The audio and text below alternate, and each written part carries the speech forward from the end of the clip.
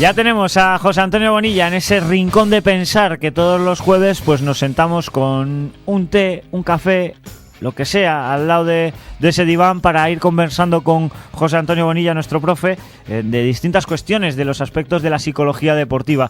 Y hoy vamos a adentrarnos más en una cuestión que ya la semana pasada hablábamos, y es en las técnicas de control para la ansiedad competitiva. Y bueno, pues de eso va a girar en torno a estos 14-15 minutos que solemos tener para hablar con José Antonio. José Antonio, muy buenas. Hola, ¿qué tal estamos? Muy buenas tardes. Encantado de estar con vosotros nuevamente. Bueno, y nosotros de que estés con nosotros. Como decíamos, vamos a hablar de técnicas para el control de la ansiedad deportiva, competitiva, mejor dicho, ¿no? Eso es, sí.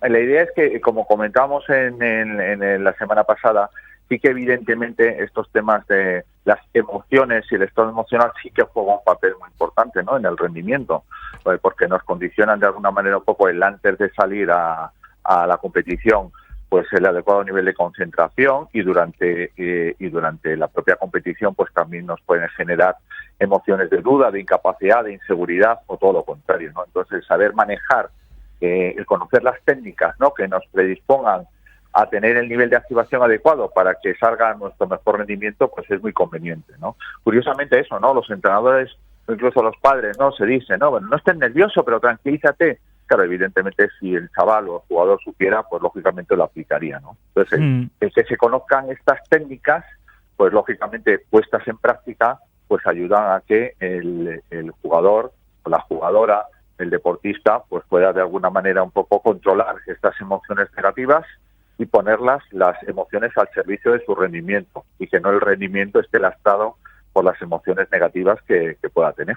Claro, y en estas técnicas, que evidentemente, como siempre hablamos, se pueden entrenar, se puede trabajar en ellas, hay que dedicarle un tiempo también, ¿no? No sé si es conveniente igual, pues siempre el mismo día de la semana o en una rutina, pero sí que tener la costumbre a ir trabajando en ello para que no, pues eso, pues lo que hablamos siempre, que no ya el día antes de jugar te das la paliza de correr y tal para tener el físico para hacer esa prueba, ¿no? Lo vas haciendo un trabajo paulatino. En esto es exactamente igual, ¿no? Exactamente igual, sí, es decir, todas estas técnicas psicológicas entrarían en el ámbito de lo que se conoce del entrenamiento silencioso, ¿no? Que tiene que ver también con la nutrición, que tiene que también con el descanso. Tú no te cuidas en la alimentación de un deportista, no lo cuida el día antes o momentos antes del partido. Es algo constante de lunes a domingo y así sucesivamente. Lo mismo que el descanso. De alguna manera procuras estar en el mejor estado físico y de haber descansado, no el día antes del partido, sino durante toda la semana. Pues lo mismo con las técnicas psicológicas, ¿no?, que como su propio nombre indica, ser técnicas y son habilidades, uno, son sujetos de aprendizaje, se pueden aprender, y como técnica, toda técnica también se puede desarrollar y perfeccionar, pues lógicamente con el entrenamiento y con el uso constante, ¿no? Y eso es lo que de alguna manera debiera de hacerse. Lo mismo que trabajas toda la semana lo físico, lo técnico y lo táctico en un deporte colectivo, pues también habría que hacer lo mismo. Ya. Con lo psicológico, claro. Claro, y en estas técnicas, por ejemplo, un jugador o jugadora o deportista en general que tiene un proceso de que no está en su mejor momento de resultados, de obtención de resultados, ¿qué técnica puede emplear mejor para intentar volver a un estado mental positivo y empezar a revertir esa situación? Claro, al final se pueden, de alguna manera, todas las técnicas de control emocional se pueden de alguna manera basar en cuatro, ¿no? Cuatro tipos de técnicas. Una, en principio, habría que desecharla, porque sería evitar, ¿no? Es decir, una manera de que no tengan mal resultados es dejar el deporte. O una manera de no estar nervioso es dejar de practicarlo, pero evidentemente esas las soslayamos, ¿no? Porque no estamos invitando a que la gente... Pero es lo que hace, por ejemplo, la gente que tiene miedo a volar. Lo que hace es no vuela, ¿no? Es decir, evitando esas circunstancias que me generan tensión, pues evito la tensión. Ojos que no ven, corazón que no siente. Pero evidentemente esas las soslayamos, ¿no? Vamos a centrarnos en aquellas de que de alguna manera están bajo el control del deportista que quiere hacer deporte y quiere hacerlo bien, ¿no? Entonces, nos quedarían tres tipos de técnicas, que serían, uno, las técnicas cognitivas, ¿no?, que tienen un poco que ver con los pensamientos que uno tiene, etcétera, porque el estado emocional deriva directamente de las emociones. Uno no puede experimentar dudas o baja confianza sin tener pensamientos de si lo haré bien y si estaré a la altura. O sea, todas las emociones, tanto las positivas como las negativas, surgen de los pensamientos, ¿no? Entonces, el trabajar un poco lo que me digo a mí mismo, pues eso es algo muy importante, ¿no? Las autoinstrucciones que uno se dice. Otro tipo de técnicas serían las técnicas fisiológicas, ¿no? El tener una respiración adecuada, relajante cuando estoy en momentos de tensión, o el saber relajarte cuando experimentas excesiva tensión muscular, o tener la boca llena de saliva, porque tener la boca seca es un signo de estrés y de estar mal. Si tenemos la boca llena de saliva, pues eso es un indicador de que nuestro rendimiento fisiológico y nuestra mente está de acorde con un bienestar.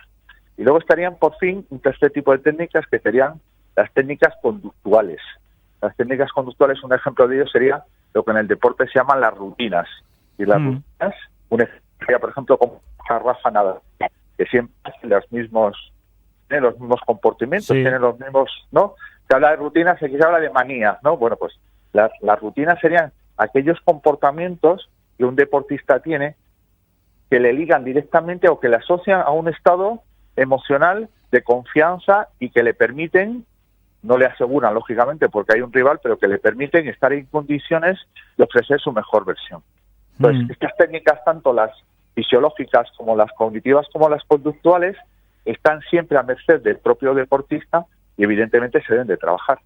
Claro que se deben de trabajar, y también debe ser importante también para el propio deportista detectar cuándo igual no las está poniendo en práctica bien, o cuándo debe de empezar a ponerlas en práctica, precisamente para que esa ansiedad competitiva no se apodere de él, para tenerlo siempre controlado. Es decir, lo hemos hablado alguna vez más, José Antonio, el deportista juega su propio partido dentro de la cabeza, ¿no? O su propia competición también la está disputando dentro de su cabeza, y es muy importante que trabajando esto aprenda no solo a poner esas técnicas que estamos hablando en funcionamiento, sino también a saber cuándo es importante empezar a ponerla en funcionamiento para que no se apodere de él el pensamiento negativo o ese momento en el que se sienta ansioso y que vaya a bajar su rendimiento.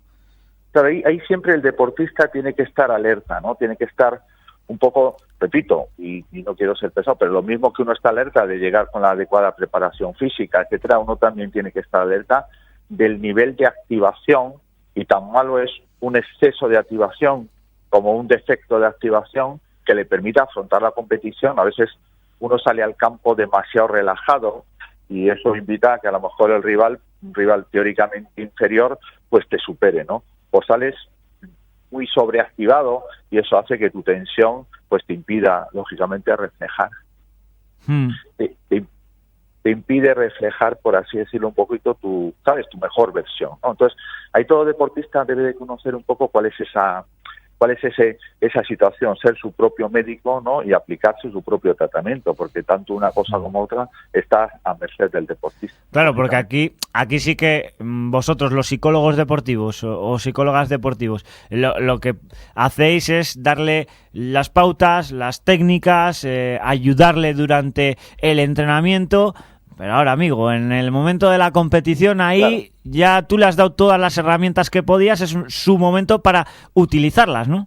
Claro, al final esto es como una labor médico-paciente. Es el paciente el que tiene que tomar el tratamiento, no es el doctor. El doctor le asesora, le dice, el psicólogo deportivo le enseña una serie de técnicas, pero luego esas técnicas funcionan lo mismo que el tratamiento cuando lo utilizas. Claro, si no lo sigues, pues evidentemente no. Entonces, durante una competición, por ejemplo, durante un partido de fútbol, hay muchas microparadas donde los deportistas pueden de alguna manera un poco o aplicar estas técnicas, ¿no? Para encontrarse con el nivel de concentración, de atención, de seguridad, de confianza, pues que lógicamente tienen que tener, ¿no? Entonces, ese córner, esa falta, eso tal, donde hay una parada de unos cuantos segundos, pues son momentos que el deportista tiene que